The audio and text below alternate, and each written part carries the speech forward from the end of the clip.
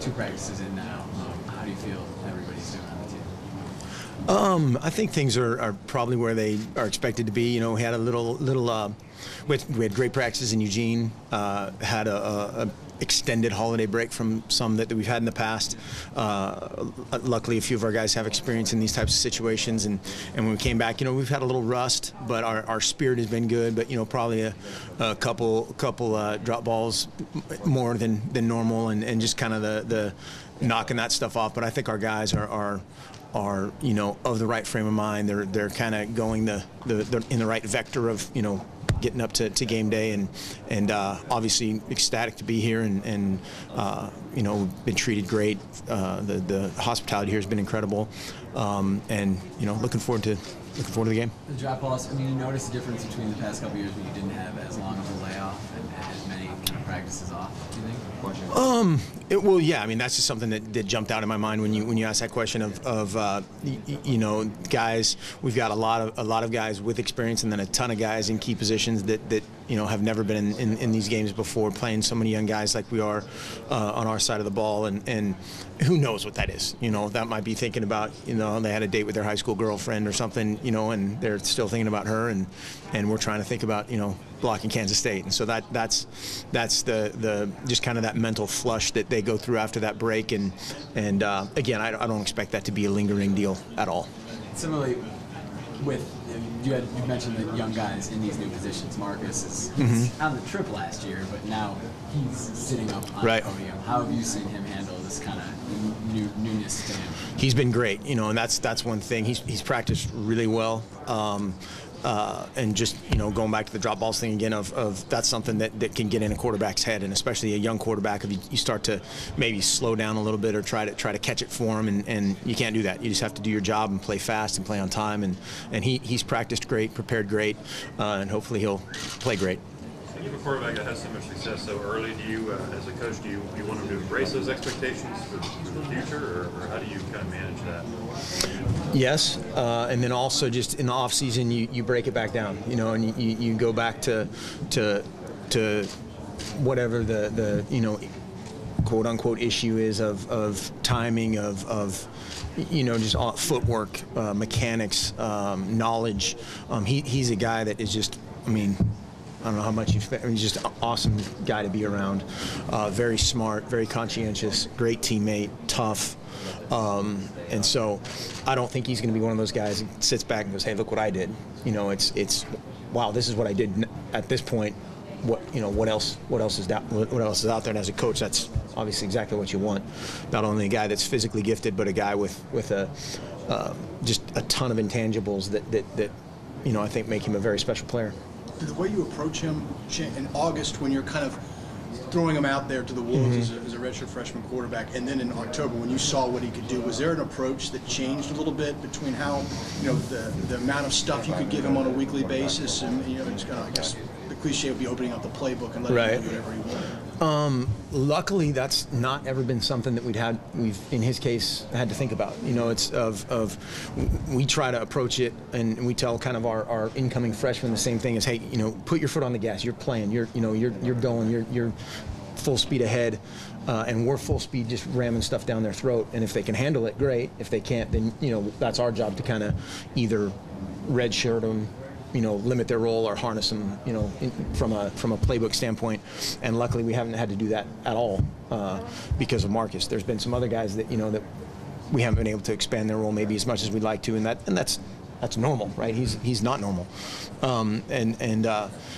you know, I think more than anything, we just kept trying to push his envelope, and he's been a special guy since he stepped on campus, and you know, we expected a lot of great things, and we were fortunate enough to have another guy in Brian Bennett that gave him a really good run for his money, and so I think the only difference is just, you know, this, you know, just the outside stuff that is great and is neat to deal. No, it is. I mean, for him, you know, he's gonna have to deal with it hopefully for a long time, and just managing all that stuff. You know, managing getting you know, stopped in a restaurant after a loss, or hey, why'd you throw that pick, or, you know, just all that stuff that just doesn't happen probably in Honolulu, Hawaii. Did you guys, was there a kind of an acknowledgement among the offensive coaches that he's exceeding our expectations. I mean, he's doing more than we probably thought. I mean, I know you probably had high expectations for him, but I just can't imagine you guys expected him to be this good this soon.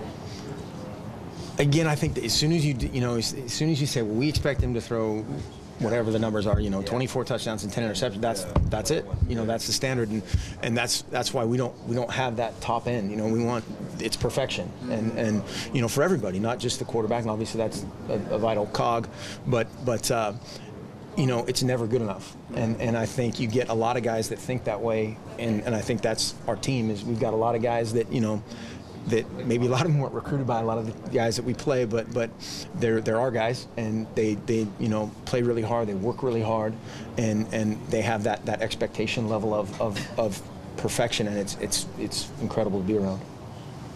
You obviously got a ton on Kenyon this year. How much do you think it improved that he decided to come back, or how much did it improve his game that he decided to come back for a senior year? A ton, a ton. And I think there's guys, and we all know probably who they are of around the country. That's a tough decision. But we're always gonna be on the player side in this deal. All this stuff is about the players. Of everything we do is about the players, and their best interest, their well-being on off the field. And I think that's a great example of a guy that needed that seasoning, needed, to be a more multi-dimensional guy, prove that he could be, quote unquote, the man. And again, there was never any doubt, kind of going back to Ted's of when you watch that guy practice, you see him play, you see him just, he's been like most tailbacks this time of year, battered and bruised and beat up, and never missed a day. The only practice he missed was to go to the Doak Walker Award, and that's a good problem. And so, again, just a great guy, electric smile, tough, smart, humble, great, just another example of a great kid on our team. In conversations with him about what his potential was coming back, did you guys talk about the kind of season he's had and what the heights he could reach if he did return? I don't remember. Again, you don't necessarily talk again in terms of numbers and awards and all that stuff. But at that point you're focused on the individual and what's in your best interest. And his best interest was to prove to people that needed to be proved to that he could carry the load, so to speak. And I think he's answered that question. How meaningful is it to have guys like Michael and Kenyon, the way they conduct business, the way they act, just their character, to kind of influence guys like DeAnthony that come in, and wonder how they're supposed to be as a star player at the University of Oregon? Absolutely, and that's, and those guys are great examples. Jeff Mail, Drew Davis. I talked to somebody in the NFL last week of Drew Davis, and all I could say is tough and invaluable. And I think that, when you have your quote-unquote marquee guys that are your hardest workers, that are always always are at practice, which is not normal for most tailbacks of just those guys get beat up and it's hard. But whether it's Marcus or Kenyon or Ryan Clanton or Hronis, we just have a lot of guys like that, and it's a very special kind of culture that those guys have maintained and expanded. And it's fun to be around, and it permeates everybody. Academics were, I think we had the most academic all-conference guys in the Pac-12, and that's awesome. And so all that stuff matters, all of it. I got a quick back maybe your GA days, or just and you look at what this offense has done. Does it almost feel like it happened so fast, too fast, or is this what you kind of envisioned years ago? From my GA days, Jerry Allen and I both had more hair. Gosh,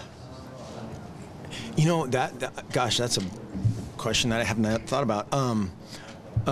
At that point, there was a ton of talent. We had a ton of guys that, I'm just thinking of guys like Achilles Smith, and the quarterback situation was Achilles Smith, Jason Moss, A.J. Feely, and Joey Harrington. Pretty good lineup. And then Solity McCullough.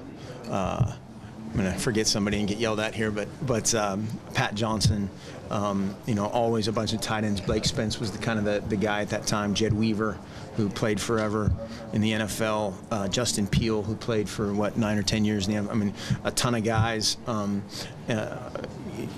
so I don't I've just never.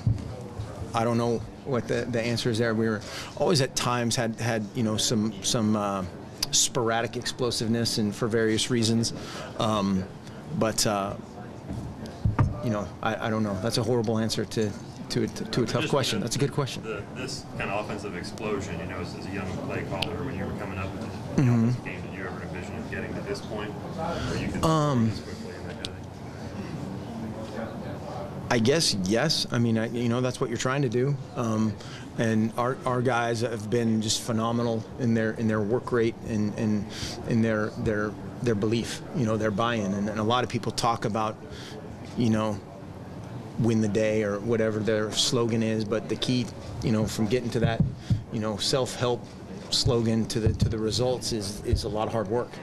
And those guys have you know, paid that investment and put in that time, and the result has been, you know, fun, and to be around these guys again is you know, it's an honor. And then just to have the uniqueness of the talent and the desire, and then the you know, willingness to put in that work it's hard to replicate. I was curious about Ty Zimmerman, the free safety at Kansas State, number 12. Yeah. I guess unfortunately, we know him well. Yeah. What does he do what does he do so well? A lot. He is just. I think he kind of typifies their defense. I think they're very underrated in their athleticism. Tremendous tacklers, great tacklers. You know, I think our seasons were very similar, and then in that they had one tough game, and you know, we had one tough game from a you know, their defense and our offensive kind of perspective.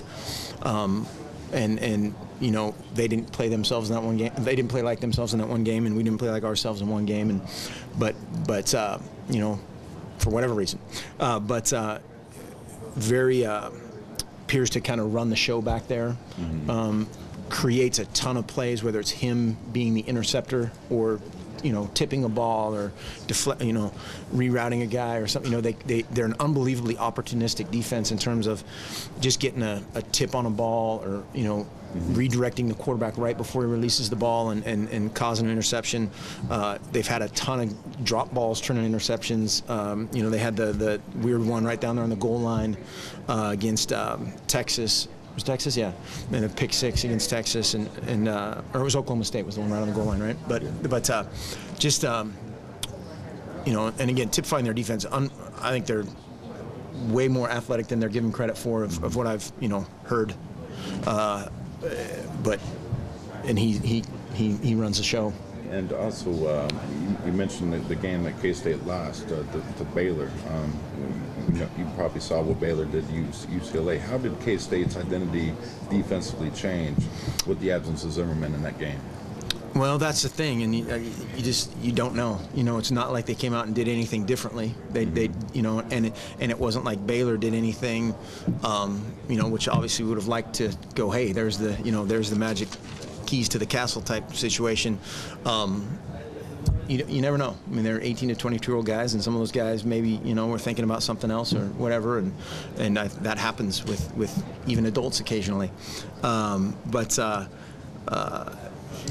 I don't know. You know, I think that's probably a better question to ask those guys of what the vibe was like during that game, or before that game, or maybe after that game. But I know they're fantastic, sound, tough, and the biggest thing again is especially on the edge is the defensive end, Mike Backer. I mean, unbelievably athletic, fast guys off the edge, and their tackling is again something that really stands out, because they're tackling a lot of athletic guys in that conference. Sorry, one other guy really quick, Arthur Brown, middle linebacker. Can you talk about the strengths that you see in his game? Lots. I mean, phenomenal player. He's one of those guys, you know, him, and then you see that number flash, and then 2, just the single digit part of it, and you'll see 4, you know, and you're like, okay, that has to be 2, because he was on, you know, he started on this side of the field. There's no way that can be 4, and it is. You know, just his, you know, he's your typical sideline to sideline speed guy, but when he gets there, he you know, announces his presence. very athletic, sheds blocks really well, avoids blocks really well, and again, it's just a superior tackler. I mean, these guys are very well coached in that regard, and just a very the good thing, or for them.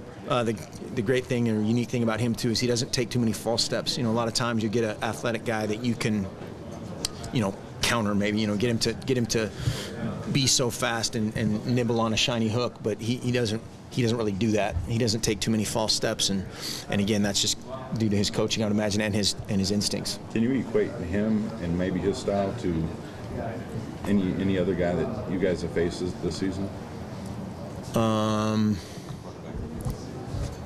I'm awful at that.